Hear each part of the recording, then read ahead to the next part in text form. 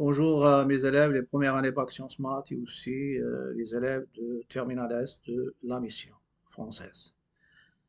Donc, dans cette vidéo, je vais essayer de donner ce qui reste sur le cours du dénombrement.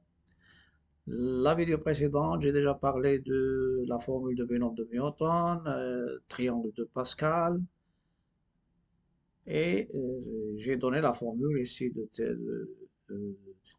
la formule de binôme de Newton qui se base sur une propriété de Pascal des CNP. Et j'ai déjà développé des expressions de la forme a plus b à la puissance n avec n, bien sûr, assez petites, normalement, prennent des valeurs, bien sûr, bien définies. Et j'ai terminé la vidéo par un exercice qui était un exercice de recherche. C'est l'exercice que je vais corriger aujourd'hui et je vais ajouter une propriété des formules de binôme, c'est le cardinal de l'ensemble des parties d'un ensemble. Fini, bien sûr. Donc, dans l'exercice, il y a normalement trois questions. Premièrement, développer x plus 1 à la puissance n, bien sûr, ici, avec x, un nombre réel. Deuxièmement, démontrer que C0 5 plus C1 5 plus C2 5 plus C3 5 plus C4 5 plus C5 5 égale à 2 à la puissance 5. Et celle-ci, c'est quoi? C'est sigma de CK5, K varie de 0 jusqu'à 5. Troisièmement, il y a trois sommes qu'on vous demande de les exprimer ou bien les calculer en fonction de n. Avec n, bien sûr, ici, dans les sommes, n, c'est un entier naturel. Et n, de préférence, il est différent de 0. La première somme, c'est sigma de CKN, K varie de 0 jusqu'à N. S2, c'est C0N moins C1N plus C2N moins C13, C3N, plus etc. jusqu'à plus moins 1 à la puissance P, CPN, etc. Et je fais la somme jusqu'à CNN. Et j'ai ajouté C3, S3, pardon, c'est sigma de K, CKN, K varie de 1 jusqu'à N, que je le donne ici normalement, c'est-à-dire en noir. C'est C1N pour K égale à 1, C1N plus 2 C2N plus 3 C3N plus 4 C4N, etc. jusqu'à N CNN. Et maintenant, je vais passer aux solutions. Donc, c'est un exercice de recherche. Maintenant, je vais commencer par développer à l'aide des triangles de Pascal ou bien la formule de Pinot. Donc, la question petit 1, ce qui est demandé, c'est développer. Voilà.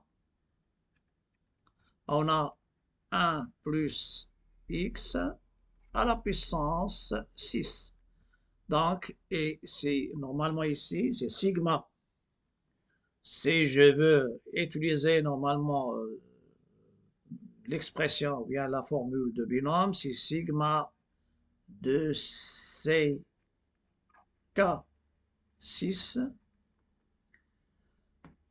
Je peux prendre soit x à la puissance k fois 1 à la puissance 6 moins k.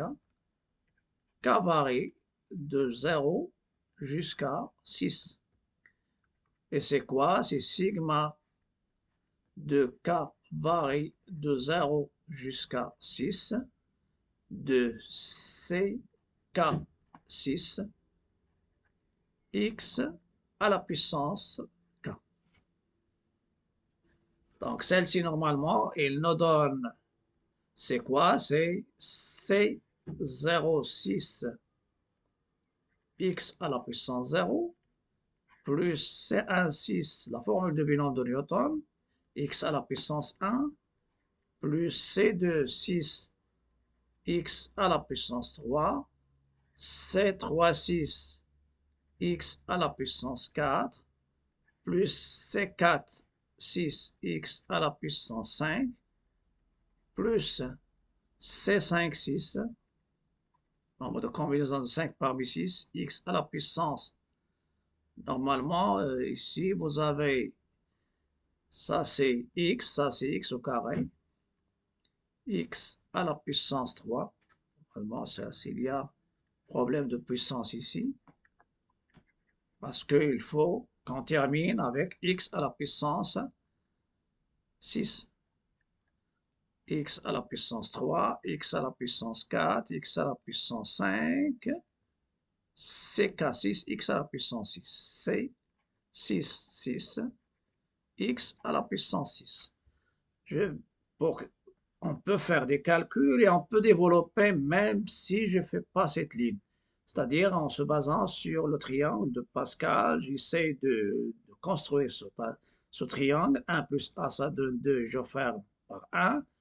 Je commence par 1, 1 plus 2, ça donne 3, 2 plus 1, ça donne 3, et ça se termine par 1. 1, 4, 3 plus 3, ça donne 6, 3 plus 1, ça donne 4, ça se termine par 1.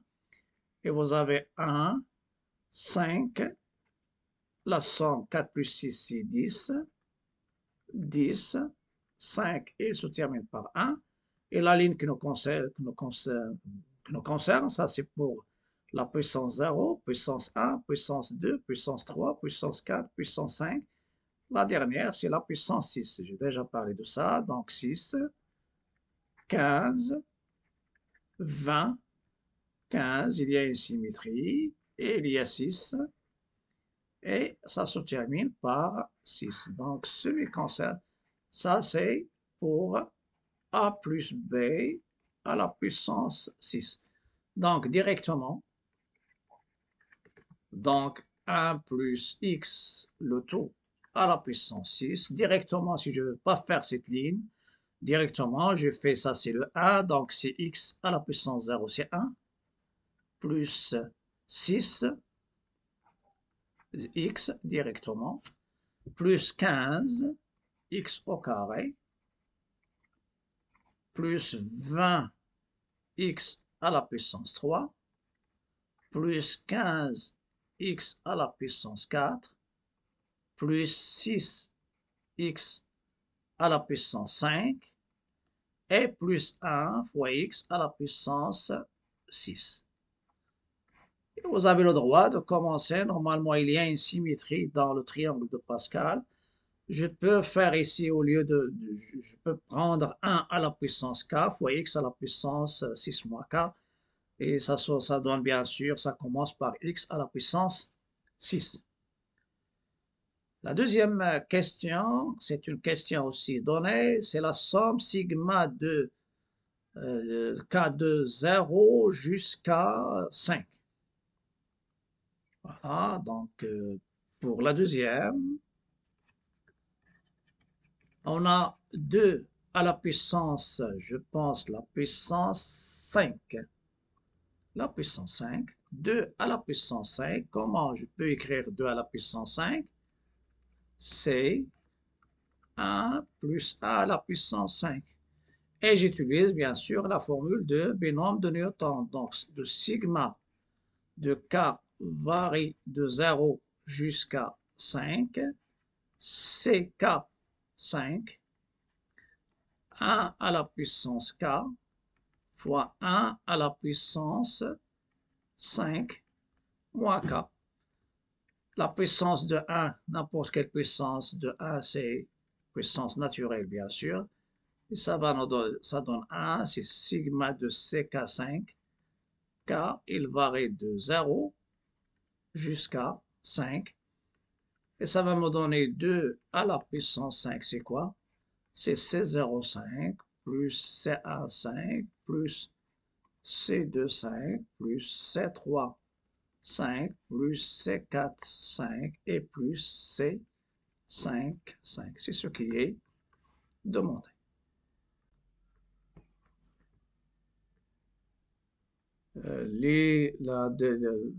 C'est-à-dire la première question et la deuxième question, on a utilisé la formule de binôme pour des valeurs bien fixes concernant n. Donc maintenant, calculons les sommes S1, S2, S3 en fonction de n. En fonction de n. Pour la première somme, S1 c'est quoi? C'est C0n plus C1n plus C2n, les combinaisons, et jusqu'à Cn n. Celle-ci c'est quoi? Cnn, donc normalement c'est sigma de C k n, k de 0 jusqu'à n. Je vais revenir à la somme jusqu'à Cnn en passant par Cpn, avec P entre 0 et n. Pour cela,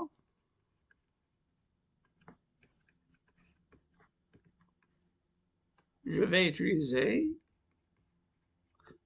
poser f de x, les fonctions.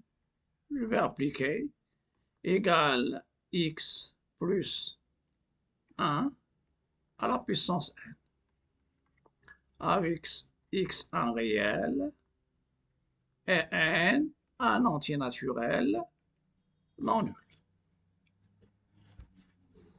Voilà. On a, si j'écris f de x avec bien sûr la formule du binom. F de x c'est quoi? C'est sigma k varie de 0 jusqu'à n, c kn, x à la puissance k, fois 1 à la puissance n moins k. Celle-ci, ça donne bien sûr 1, donc ce qui reste, c'est sigma k varie de 0 jusqu'à n, c kn, x à la puissance k. Voilà, ça c'est intéressant, parce que avec cette fonction, et en choisissant à x une valeur bien déterminée, ça va nous donner les sommes, surtout pour la somme S1 et S2. Pour S1, qu'est-ce que je vais faire? Je vais donner x égale à 1. Donc si je prends F1, c'est sigma de k varie de 0 jusqu'à n, c'est kn 1 à la puissance k qui est égal à 1. Donc, S1 c'est quoi? C'est f de 1. C'est f de 1. Et f de 1 c'est quoi? C'est bien sûr, c'est sigma de c k n, k varie de 0 jusqu'à n. Et F1 c'est F1 c'est 1 plus 1 à la puissance n égale à 2 à la puissance n. Donc ceci, ça va nous donner S1 qui est sigma de C, sigma de CK, CKN de 0 jusqu'à n, et cette somme, ce n'est rien d'autre que 2 à la puissance n. Pour S2. Pour S2, je vais voir le f de moins 1. F de moins 1, c'est quoi? C'est sigma f2 moins 1. C'est sigma de k f de moins 1, ou bien je calcule. Bien sûr, je sais que f de x, c'est quoi? C'est sigma de ckn, x à la puissance k, k varie de 0 jusqu'à n.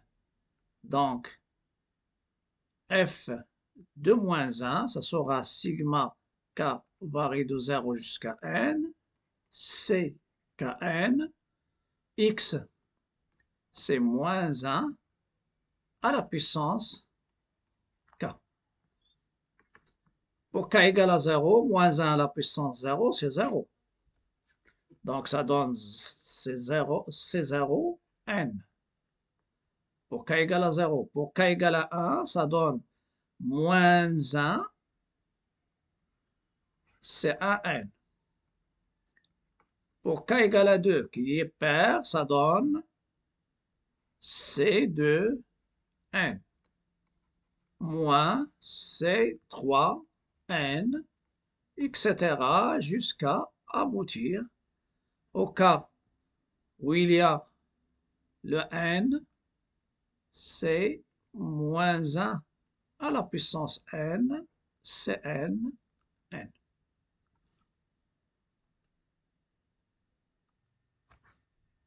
Il y a une chose à rectifier sur le S2. S2, vous pouvez remarquer ici moins 1 à la puissance paire, non, ce n'est pas la parité de P. Est-ce que P, est-ce qu'il est pair ou bien impair ici? Ça dépend. Le P, il est entre 0 et n.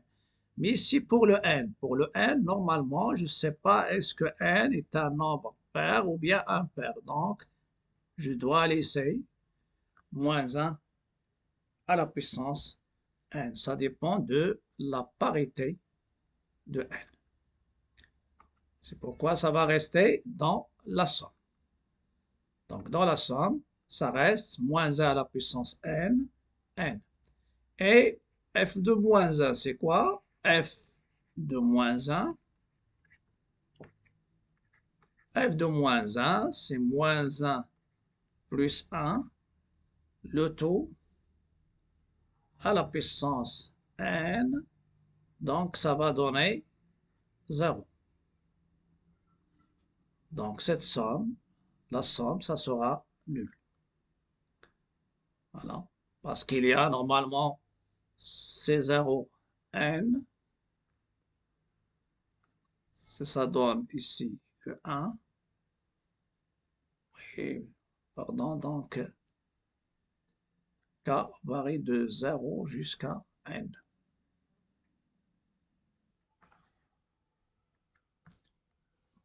Donc, ici, donc je peux en déduire maintenant la somme que j'ai déjà rectifiée.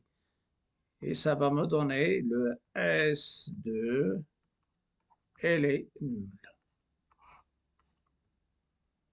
Il nous reste la somme S3.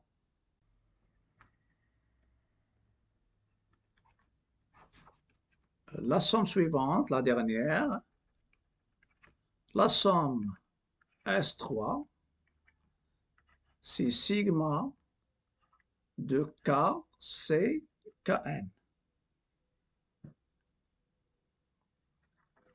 K varie de 1 jusqu'à n.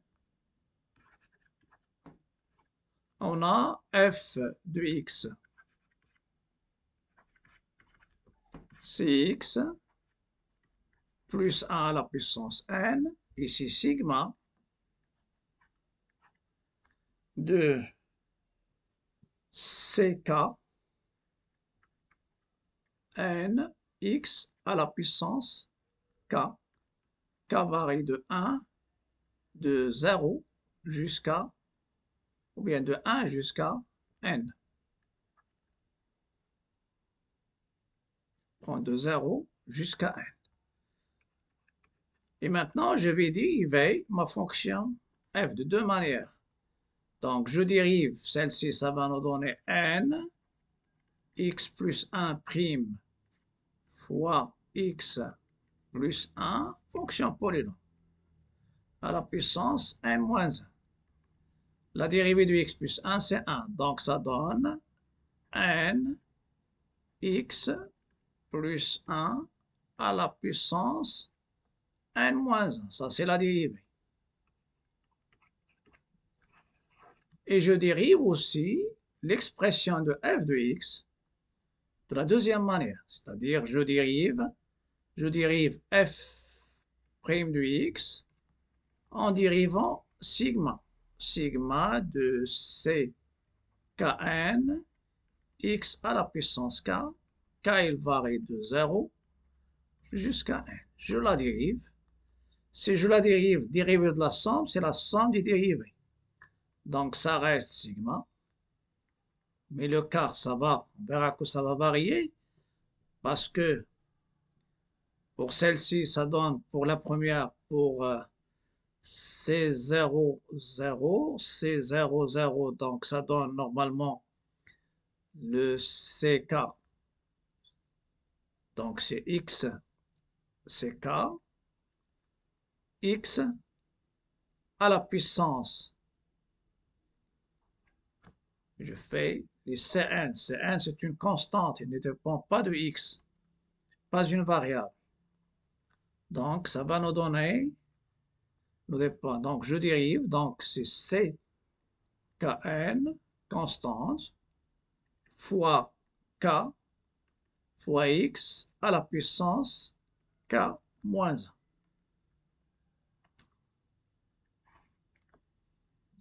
Vous pouvez remarquer pour K égale à 0, pour K égale à 0, ça va nous donner, parce que cette somme, soit elle commence, si je la commence, je commence par 1, celle-ci c'est quoi? C'est 1 plus x, normalement cette somme, je vais l'écrire d'une autre manière, donc celle-ci c'est avec les CNP, donc c'est x à la puissance n fois c0 n, ou bien je peux l'écrire, c'est 1 plus c1n x à la puissance c1n x, bien sûr, à la puissance 1, parce que j'ai déjà fait cette expression pardon, pour la fonction dérivée, c'est-à-dire celle-ci c'est quoi? C'est sigma de c kn x à la puissance k. K varie de 0, donc si tu prends k égale à 0, c'est bien k égale à 0, ça va nous donner c0n 1 x à la puissance 0 qui est égal à 1. X à la puissance 0 égale à 1, donc il commence par 1. Lorsque je dérive 1, il donne 0. Et ça va nous donner après C1n x au carré. C1n x au carré. Avec la dérivée, ça va donner 2 C1n x. 2 C1n x. 2 C2n. Pour la première, c'est 0, pardon. Pour la deuxième, c'est 1.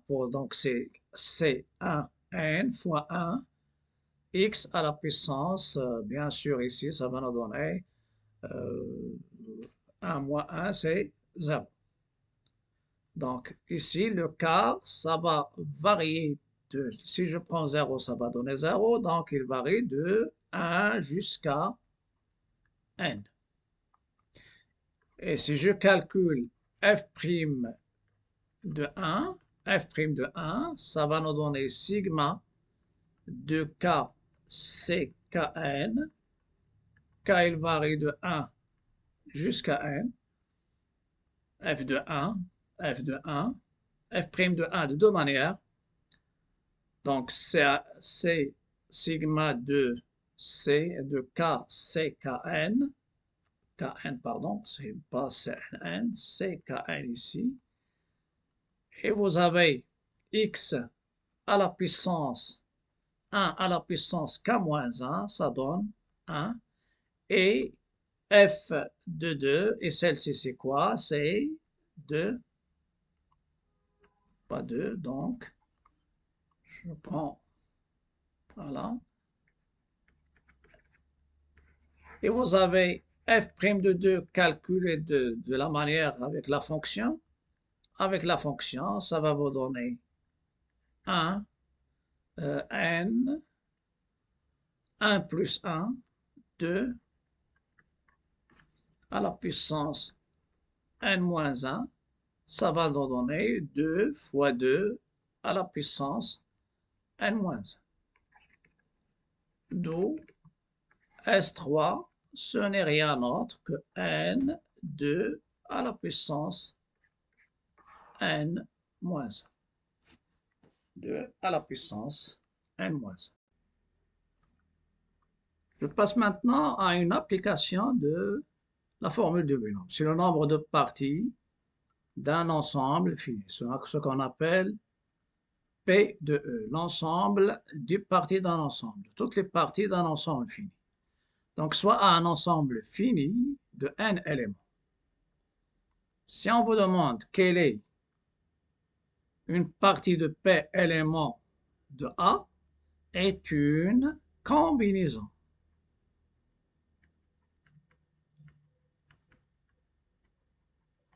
de P éléments choisis parmi n. Donc, quel est le nombre de parties de P éléments de A? Le nombre de parties de P éléments. Donc, c'est une combinaison. Et une combinaison de P éléments parmi n, c'est un choix de P éléments parmi n. Il y a combien de choix possibles? Il y a autant de parties normalement que le nombre de combinaisons, le nombre de choix possibles, c'est CPN. CPN, c'est quoi? C'est le nombre de combinaisons de P éléments parmi n. Une partie, c'est une combinaison. Toutes les parties, le nombre de parties formées de P éléments parmi n, c'est CPN. Le nombre de toutes les parties, c'est quoi? C'est C0n, l'ensemble vide. Les singletons, c'est un n. Les paires au nombre de C de n, qui contient 3, c'est C3n. Et jusqu'à la partie pleine, c'est Cn, n.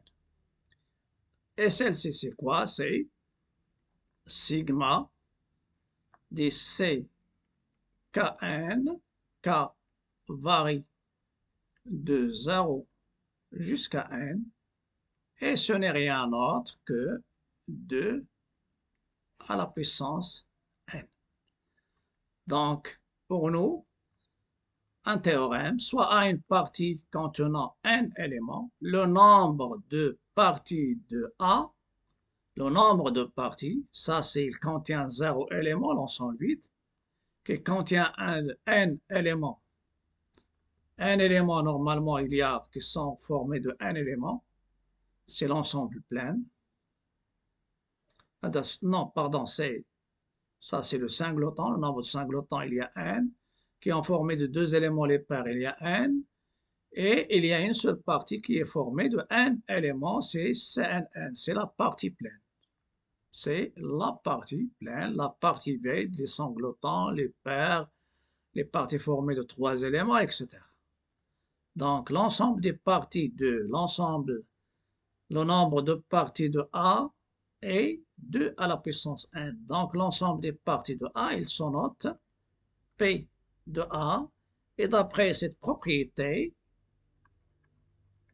quel est le cardinal de l'ensemble des parties A, un ensemble fini? Donc, en général, on prend A une partie, E, c'est un ensemble. Donc, A, c'est un ensemble. Donc, son cardinal de P de A, c'est quoi? C'est 2 à la puissance cardinale de A. Ça, c'est la règle qu'on va utiliser vu la notation de l'ensemble.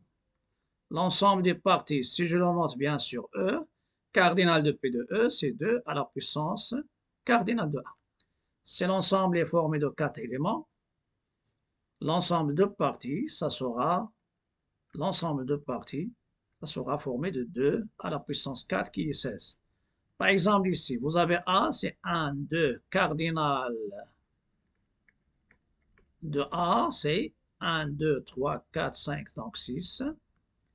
Donc, le nombre de parties de c'est 2 à la puissance 6.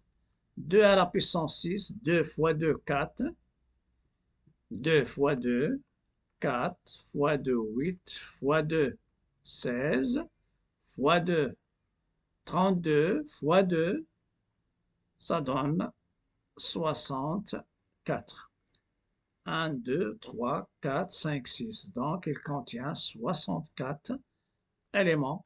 Et ça va vous donner cardinal, avec la notation de cardinal, de P de A, c'est 2 à la puissance 6. Ça veut dire 2 à la puissance cardinale de A. J'ai déjà parlé dans une vidéo de la notion de cardinal. C'est très essentiel. Il faut savoir cette notion parce que son utilisation est très utile dans le dénombrement et aussi spécialement dans le calcul des probabilités. Cardinal. Cardinal d'un ensemble fini, il est formé de l'ensemble, c'est le nombre d'éléments de cet ensemble. P de A ou bien P de E ou bien P de F ou bien P de B, c'est l'ensemble des parties. Et l'ensemble des parties d'un ensemble fini, il commence par la première partie, c'est la partie vide. Il y a les parties formées d'un seul élément. Ce sont les singletons. Les parties formées de deux éléments, ce sont les paires. Les parties formées de trois éléments. Et lorsque je parle de combinaison, les éléments ne se répètent pas, il n'y a pas d'ordre. Il y a les parties qui sont formées de n-1 éléments, c'est n-1n. Et il y a la partie pleine. La partie pleine, il y a une seule partie. Ici, bien sûr, ça sera l'ensemble A. Et ça concerne le vide.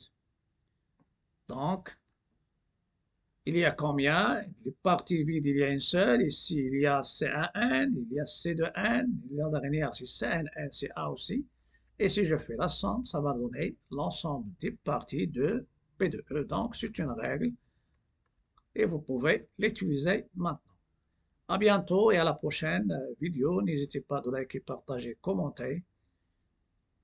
Et à la prochaine vidéo.